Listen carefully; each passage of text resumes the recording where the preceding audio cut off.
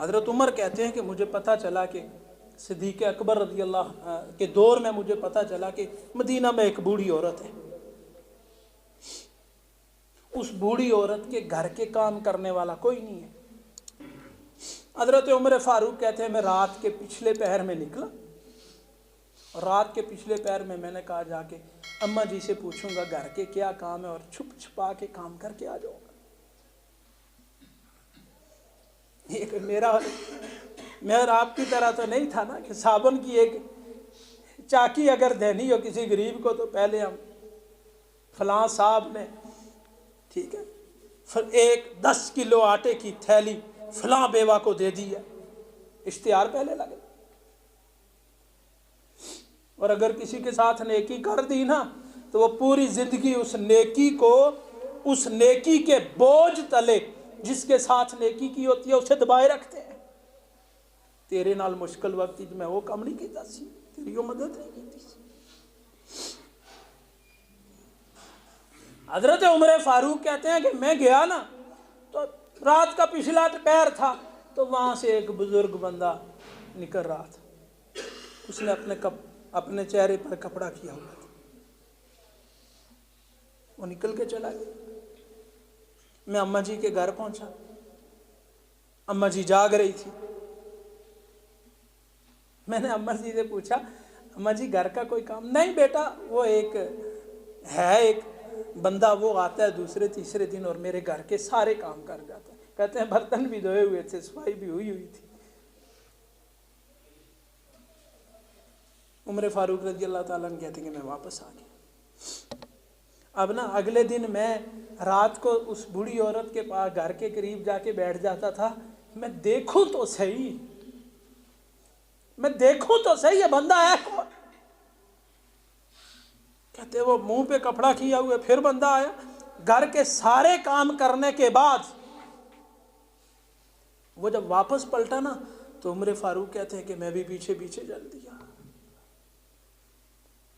جس گھر میں جا کر داخل ہوں وہ خلیفۃ المسلمین ابوبکر صدیق رضی اللہ تعالیٰ عنہ کا گھر تھا، اور وہ شخصیت ابوبکر صدیق رضی اللہ تعالیٰ عنہ کی شخصیت تھی۔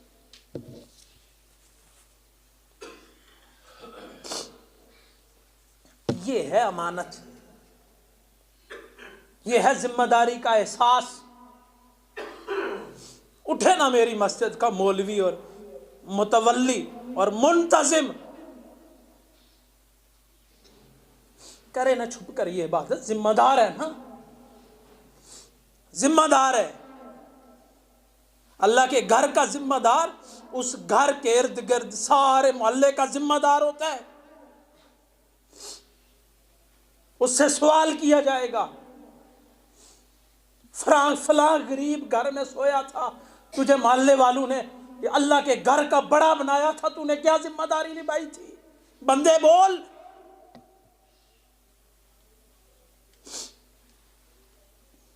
تو اللہ کے گھر کا ذمہ دار تھا، اللہ کا گھر ویران کیوں پڑا رہتا تھا؟ بندے بول۔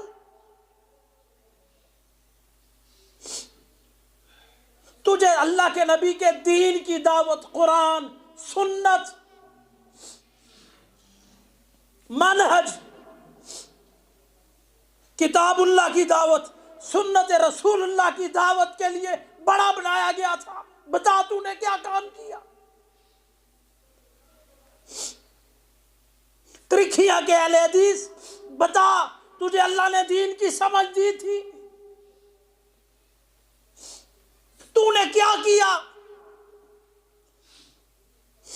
تیری مسجد کے 2010 کے نمازی جو تھے 2023 میں بھی وہی ہیں۔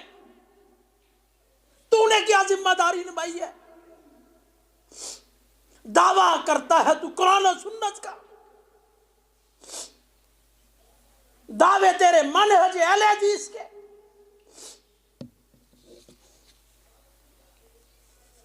نہیں بیٹھتے تھے، اللہ کی قسم سے آبا نہیں بیٹھتے تھے۔ جب پتہ چل گیا نا یہ اللہ کے نبی کا دین، تو پھر اس دین کو اپنا کر بیٹھے نہیں ہیں۔ اور لوگوں سمجھو ہم ذمہ دار ہیں، ہم سے سوال کیا جائے گا۔ کلکم راعٍ وَكُلُّكُمْ مَسْئُولٌ عَنْ رَعِيَّتِهِ، ہر کوئی ذمہ دار ہے اور ہر بندے کو اس کی ذمہ داری کا سوال ہوگا۔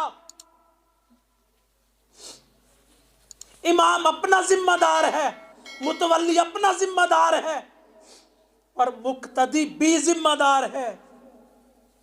جس کو بھی یہ سمجھ ہے صحیح دین کیا ہے، منہج اہل حدیث کیا ہے، قرآن و سنت کیا ہے، وہ خاموش بیٹھا ہے، بس اپنا کماتا ہے، اپنا کھاتا ہے، اس دعوت دین کو لے کر اپنے بھائی کے پاس نہیں جاتا، کسی دوسرے کے سامنے پیش نہیں کرتا، اسے دوسروں کو سکھانے کی اس میں تڑپ نہیں ہے۔ اللہ کی قسم اللہ مجھے اور آپ سے پوچھے گا۔